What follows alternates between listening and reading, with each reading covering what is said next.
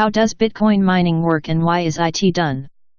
The Bitcoin protocol is a very sophisticated mechanism for processing transactions in a decentralized fashion. Eliminating the middlemen in a transaction helps in giving more control to the individuals regarding how they want to manage their wealth. Mining is a central part of the Bitcoin ecosystem, which could also seem somewhat complicated at first. Here we take a broad look at how the mining works and why it helps secure the network. The decentralized paradigm.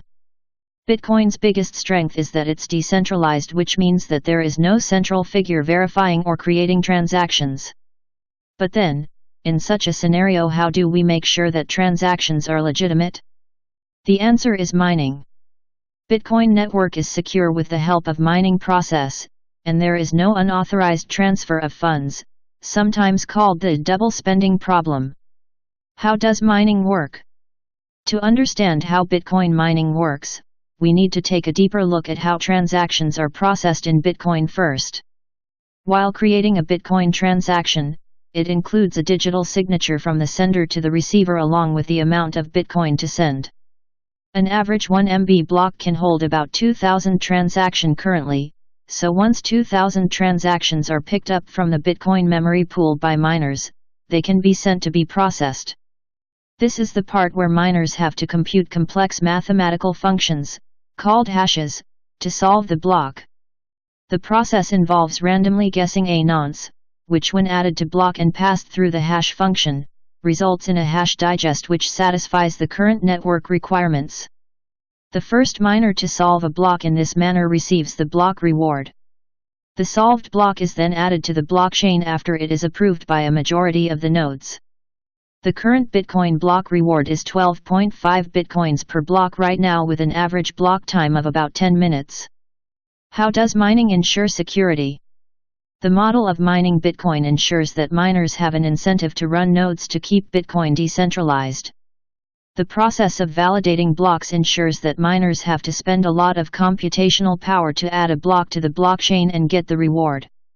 Bitcoin's current hash rate is about 19.3 exahash per second, which is more than 13,000 times more than the world's top 500 supercomputers combined.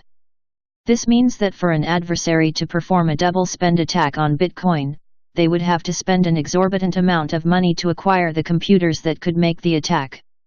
At current price levels and network hash rate, such an attack is simply impossible. Environmental concerns.